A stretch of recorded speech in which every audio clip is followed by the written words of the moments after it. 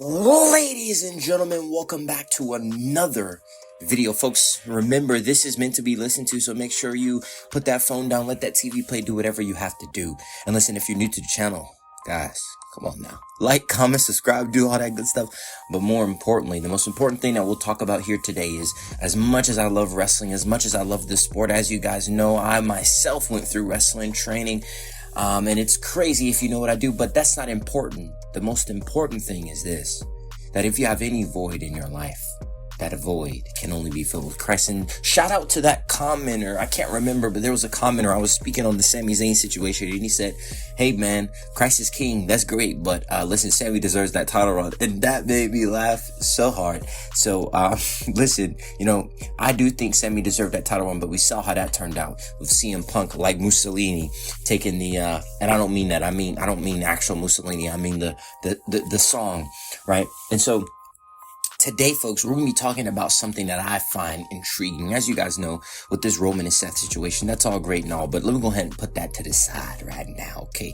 I'm waiting for the main event scene to be polluted with the son of a plumber, you know, the Dusty Road, the son of a plumber, Cody Rhodes. I'm waiting for the golden boy Cody Rhodes to come in there, but today,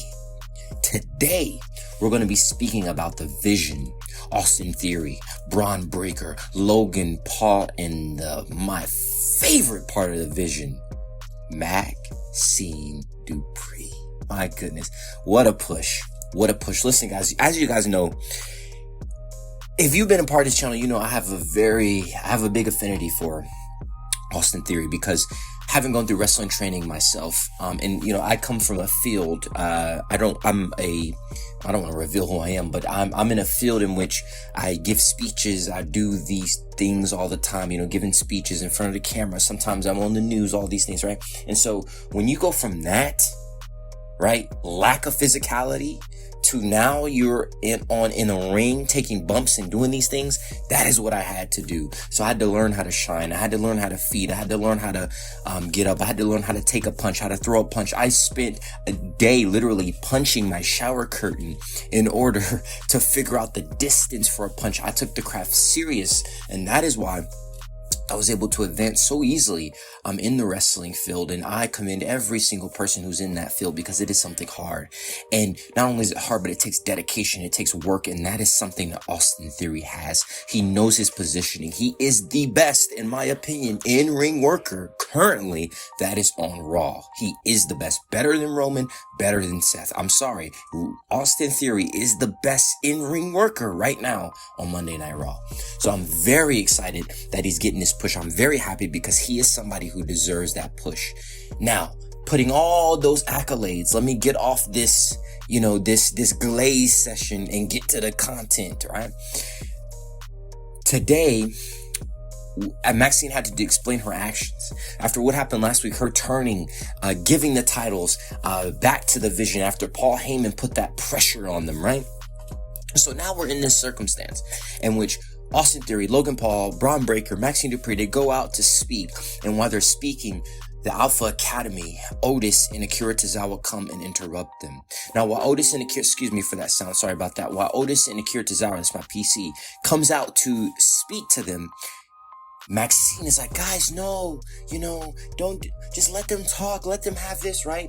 Maxine's baiting them, right? So they get in the ring, and Otis is about to confess his feelings, and my goodness, Austin Theory hops on a mic, and this is such an over segment. The crowd is hot for this segment. Austin Theory hops on a mic and says, I know you're not about to confess your feelings. Girls like her don't end up with people like you. You're fat, you're rusty, you're musty, you're all these things. The crowd's going crazy. Otis runs over there, throws Theory in the ring, backs him up to the corner, right? And then Braun comes in. They have a little brawl, but the big part of this segment is where Otis clears the ring, and Maxxine's like, no, please, steps in between him and Austin Theory, and it looks like Maxxine is about to smooch Otis. Oh, Otis, it's okay. And as soon as she going for that smooch, that lip on lip, Austin Theory low blows Otis. Crowd boo, we hate it.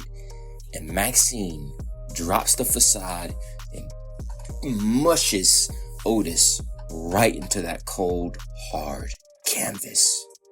Ladies and gentlemen, if you have not watched that segment, I implore each and every one of you to watch that segment, because that is the definition. If somebody came up to me and said, Fedora, please explain to me what wrestling is, I would show them that segment.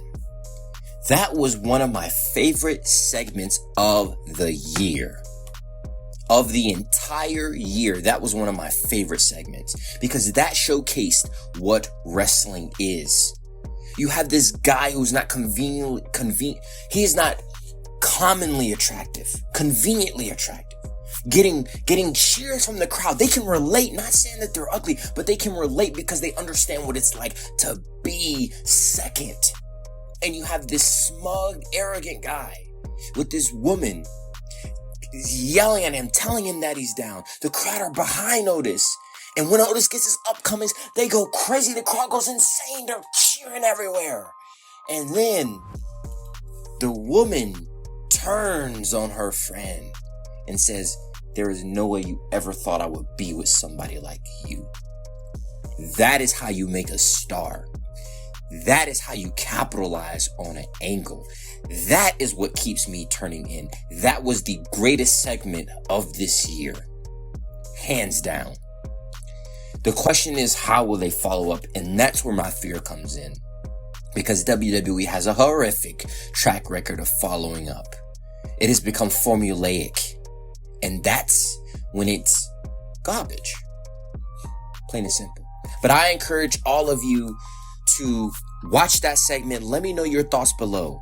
How great was that? What is the future for the Vision? I think Maxxine needs to go for a mid-card title. I'm thinking Intercontinental, United States, whatever they do. But have Maxxine go back for that title. I want to see tag champ. Okay, listen, can this freaking Discord, sorry guys if you hear that in the background. As you guys know, this new Dying Light game is out. So, the Beast, well, maybe it was out a couple years ago. Anyway, we're playing it now, but let's get back on track, right? So, Maxxine, right? The question is, how do they follow up? I want to see Theory, Braun, tag titles. I want to let them just take over the mid-card for a while, right? Let them have the Oracle come back, and I want to see that whole thing play out. Let me know what you guys think. Make sure you like, comment, subscribe, do all that good stuff, and please check out the other videos on the channel. Thank you for bearing with me, and as I said before, any void in your life, listen, hey, I don't know why you're waiting. Stop running. Give your life to Christ. Take care, folks.